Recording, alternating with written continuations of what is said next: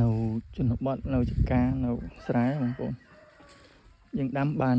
ដាំអីក៏បានដែរដីយើងដីចកាស្វាយហើយស្វាយកាប់ចោលម្សាដាំមានម្ដងដើមមានយើងដាំបែបលក្ខណៈគ្រួសារអញ្ចឹងវានេះទៀតយើងពិបាកអត់ដឹងទៅលក់ណាគេឲ្យយើងថោកពេកយើងពិបាកលក់ដែរហើយអ្នកខ្លះនៅចកាវាខ្លះថោកពេកទុកចោលដល់ខុសគ្នា100អីនឹងឲ្យទុកបាច់ឲ្យមន់ស៊ីនៅស្រែដាំអីក៏បាននៅចកាចាំមន់មករស់វាមិនងាប់គាត់ថាវាមិនមានបានដូចគេច្រើននេះជីវិតសាមញ្ញចាំមន់ចាំទាចាំគោឆ្នាំលក់គោ1-2 ប៊ីលានដែរតាចាំមន់ជីវភាពសាមញ្ញ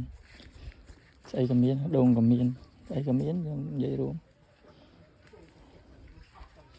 តែដល់ឲ្យហឺហាលើឆាយវាមិនលយ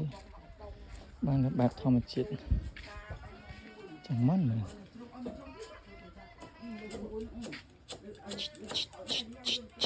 ធ្វាប់ឈាមហាមដៃ